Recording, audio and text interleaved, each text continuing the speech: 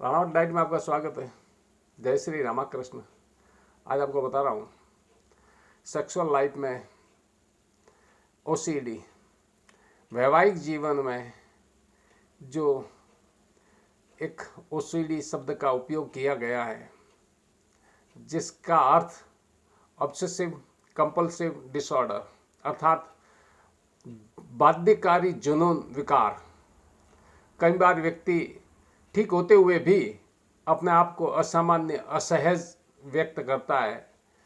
शंकाएं ऐसी होती है, शंकाओं के बादलों से घिरा हुआ होता है और हर समय शंका की नदियां उनके सामने रहती है और व्यक्ति विचलित हो जाता है। इसी प्रकार से सेक्सुअल लाइफ के अंदर जो लोग विचलित होते हैं, उनके लिए आज ये मैं वीडियो आपको बता रहा हूँ कि किस प्रकार से लोग पीड़ित होते हैं और इसका इलाज होता है। ये सब जानने से पहले अगर आप मेरे चैनल पर नए हैं, चैनल सब्सक्राइब करें, वीडियो लाइक करें, अधिक से अधिक शेयर करें।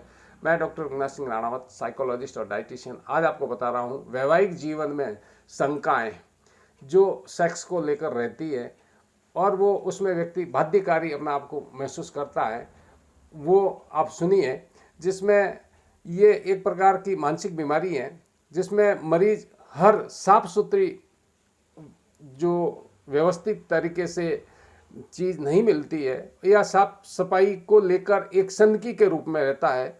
व्यक्ति बार बार जैसे हाथ धोना, ऑब्सेसिव में ये भी आता, कंपल्सिव डिसऑर्डर में ये भी आता है कि जैसे बार बार ताले को चेक करना, ताला लगा दिया है फिर भी उसको चेक करना की तरह ही इसमें ये पीड़ित व्यक्ति हमेशा काम में विचलित रहता है और कई शंकाएं दिमाग में घूमती रहती है और वो शंकाएं उस लाइफ को तबाह कर देती है। उसे ये पता नहीं कि ये लाइफ उसके वैवाहिक जीवन में तकलीफ देगी।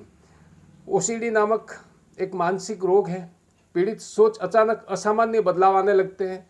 अनचाहे ख्यालों में व्यक्ति पीड़ित रहता है और शख्स विचलित अवस्था में अपने आप को दोहराता रहता है और जैसे कोई चादर है तो उसको धोया कि नहीं धोया, हाथ धोया, जो भी पीड़ित मन है उसको लेकर डर, शंका, भय बना रहता है और वो सेक्स की परेशानी को कम नहीं होने देता, जिससे लोग घिरे हुए ये समझ लेते हैं कि इस में कोई जर्म्स या बैक्टीरिया, डर से कतराते हैं, परफेक्ट सेक्स करने में असंतुष्ट महसूस करते हैं, सेक्स करने में अजीबोगरीब ख्याल भी आते हैं और कई यौन रोग होने के संपर्क तो नहीं होगा, कोई एड्स जैसी बीमारी तो नहीं होगी, यौन संक्रमण तो नहीं होगा। इस प्रकार से मन में विचलित सवाल आते रहते हैं और टेस्ट करवाने में भी रहते हैं कि ऊपर जो मेरे चादर के अंदर कोई कीटाणु या बैक्टीरिया तो नहीं है और उसी दूषित अवस्था में तो नहीं है। उसे धोना, बार बार ये करना, एक बार सेक्स करने से पहले वो अनेकों बार सोचता रहता है कि ये दिक्कत कहीं आएगी तो नहीं, कहीं पार्टनर को छूने से तकलीफ बढ़ेगी तो नहीं, और वो घृणा की नज़र से देखना शुरू कर देते हैं। हीन भावनाएं आ जाती हैं और जब भी वो सेक्स में एक्टिव होना चाहेगा उससे पहले उसे घृणा आनी शुरू हो जाती है और ऐसे घृणा आने से शरीर में कोई भी द्रव्य कहीं निकल भी गया तो उससे सफाई पर ज़्यादा ध्यान देगा, तौलिया रखेगा। आदमी को सेक्सुअल ओरिएंटेशन की भी चिंता सताती है, जिसमें पीड़ित व्यक्ति को भय और शंका रहती है कहीं वो सेक्स से विचलित होकर होमोसेक्सुअल या बायोसेक्सुअल तो नहीं हो सकता है। उन्हें इस प्रकार का डर लगना एक स्वाभाविक प्रक्रिया है जो मनोवैज्ञानिक परीक्षण के बाद ही पता चलता है कि उसे कहाँ चिंता हो रही है। सेक्स मामले में कई बार बढ़ोतरी हो जाती है। आप देखेंगे बलात्कार जैसे समझ में आपको सुनने में देखने में आता होगा कि ये लोग इतने बलात्कारी क्यों बढ़ते हैं, इन्हें शर्म और लाज आती नहीं, ये विपरीत अवस्था होती है। वो ये इनके प्रकरण कैसे भी उन्हें रोज सेक्स करना ही होता है, चाहे बलात्कार हो, केस लगे तो लगे, चिंता नहीं होती है। ये क्यों करते हैं ये एक बाध्यकारी जुनून होता है, उन्हें इज्जत और भय नहीं होती है। अर्थात दोनों प्रकार से पीड़ित पाए गए हैं, एक न्यूनतमता अवस्था की वजह से, एक अधिकता की अवस्था से। तो इन लोगों में जो ये तकलीफ होती है उसमें अनुभव और परिस्थितियाँ दोनों की अलग हो सकती है।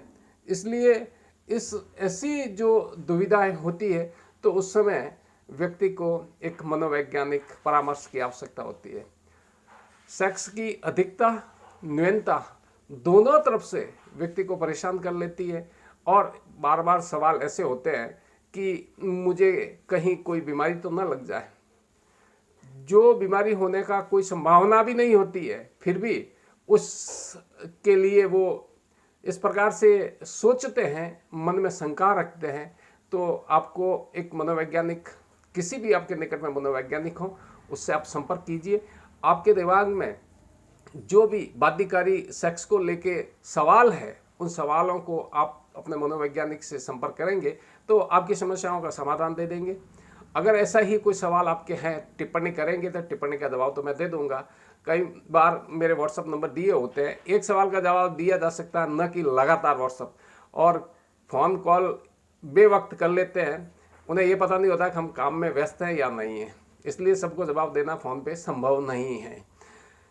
मिलते हैं नए अपडेट वीडियो में, तब तक के लिए जय हिंद।